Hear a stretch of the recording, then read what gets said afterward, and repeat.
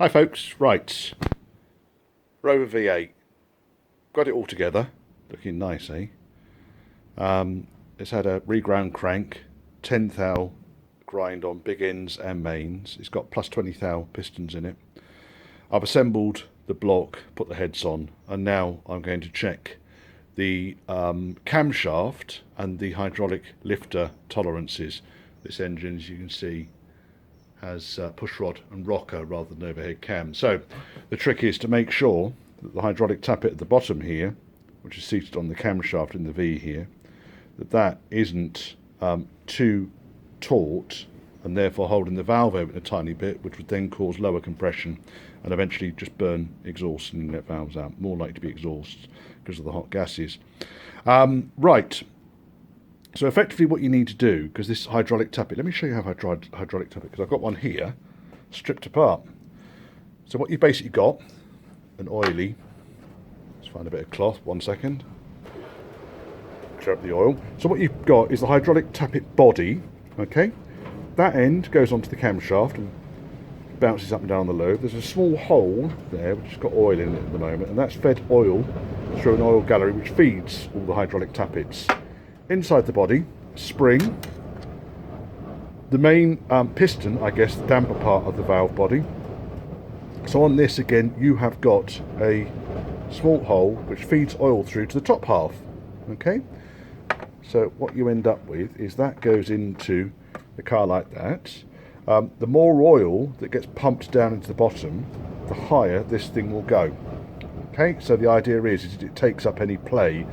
And this piece at the top here, this little bucket at the top, is what the push rod sits in. So that goes there, and then there's a little spring clip holds it all together. So the idea is oil pressure pumps oil into the body of the hydraulic tappet, and then forces the piston up to take up any play. So what we need to do is double check the tolerances in between the bucket and the spring, which you can see just down here. You can see the spring is there. I've degloved, by the way, because my gloves were very oily and I didn't want to mess up my phone. The spring is there. Let's try and see if we can get a better view of one. You can see that one there. There's the spring, and the bucket is what the push rod sits into. So what you need to do is wind the engine over so that we are 180 degrees off cam. Cam's got a lobe on it. The lobe is what pushes the push rod up. So we want to be the opposite end of the camshaft from where the lobe is. So in theory, these two valves should now be completely closed, and I can prove that. We're at top dead centre. So these two valves, cylinder number 1, will be completely closed. What I then need to do is to measure between the spring and the bucket that the push rod sits in, and the measurements need to be between 20 thou and about 50 thou. There's a handy pop rivet there. The end of that is 58 thou. So if that goes in like a dick in a bucket, then we know we've got a problem. So I'm going to measure that in there, and I'm going to stick it in there, and it goes in like a dick in a bucket.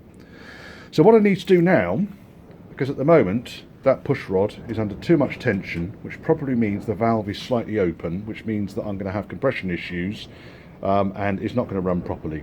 So what I need to do is either shorten the push rod, which isn't possible because these things have got balls at both ends, buy adjustable push rods, which are too expensive and I can't be bothered for a Range Rover engine, or raise the bucket slightly away from the head. And what you basically do is you wedge a shim. In fact, let me change to the other bank, because I've got this all opened up and ready. This one, you can see I've loosened off the 4 pillars that the overhead rocker shaft sits on, and what you basically do is slide a shim in there, and effectively what that then does is it takes the tension off the top of the bucket. Now if I measure these ones, here's my 20 thou, that's my 20 thou screwdriver, and I measure in there, there's no way it's 20 thou going to go in there. So that's because it's loose, you see. So I know that the buckets, I know that the actual chain tensioners, hydraulic tappets, sorry, are absolutely spot on. What I need to do is to find a shim that goes in there, same shim on all 4 on the same side. Now, the easy way of doing this is to work out what that gap actually is, and then buy a shim that corresponds to it. Now I found some handy way of measuring this. Sorry, I'm just trying to not knock my paper roll on the floor. You bastard, stay there. So this comes from Real Steel. Marvellous chaps, bought pistons and all sorts from these guys. But basically what they're saying on their instructions is that when you're calculating the value of the shim, remember to take into account the rocker arm ratio of approximately 1.6, e.g. putting a shim of 30,000ths of an inch will decrease the lifter preload by approximately 48 thou, which is 30 thou times 1.6.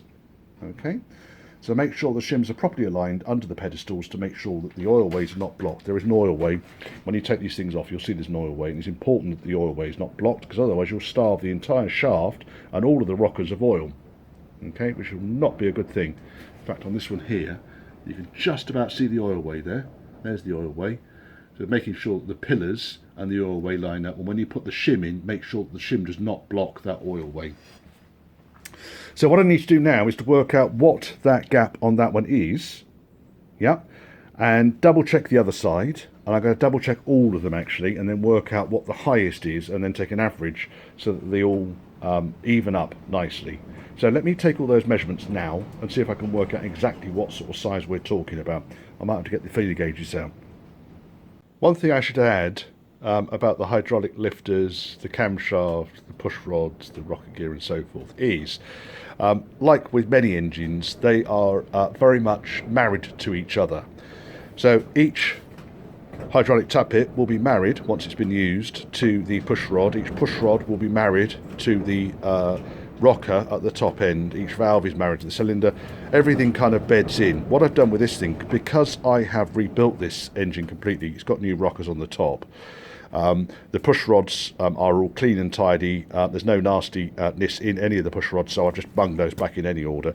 Hydraulic tappets are all brand spanking new because I've got a new camshaft in there as well. Don't generally recommend pitting a new hydraulic tappet to an old camshaft. It's a false economy.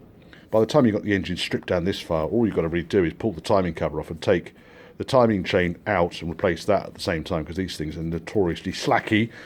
Replace the camshaft at the same time as the hydraulic tappets. If you do that, you've got new hydraulic tappets. So long as the ends of the push rods are not flat and they've still got a bowl on them, then fine, leave them in. Again, the tolerances in the hydraulic tappet will take that up. Just make sure that if you're keeping the rockers, keep the same push rod for each of the cylinders. Okay, that was the key thing there, I think. Yeah, nothing else. On this engine, of course, I put a new timing chain, new gear, new camshaft, new hydraulic tappets, kept the existing push rods, new rockers, new shaft, retained the pillars from the old shaft, and also put new springs and so forth on the end there, bolts the original. That's about it. Right, let me start measuring up these distances now. I might have to adapt some feeler gauges to see if I can work out what the gap is on each of these. So, you don't need to mess around with all this fancy crap. I've taken 3 pop rivets. I've measured the size of these 3 pop rivets using my trusty vernier. We've got 50 thou, which is the tolerance. Sorry, 58 thou, which is the tolerance. We've got 70 thou and we've got 80 thou. And what I've basically done is I've gone and measured each one of these as I've gone along. I've tightened up that rocker shaft there, measured each one. And these are the figures I've come out with. So cylinder 1 inlet exhaust 70 thou, 80 thou, 80 thou, 70 thou. Okay, so we really need to be taking in the region of 40 thou off that side. And on this side we've got 70, 70, 70, and the 70 and an 80, well it could be 75 to be honest. So again, we need to be taking 40 thou off that side as well. Shims on investigation, they come in 2 different sizes. You've got 30 thou shims and you've got 15 thou shims. Bearing in mind you need to have the same size shim on each of the rocker pillars.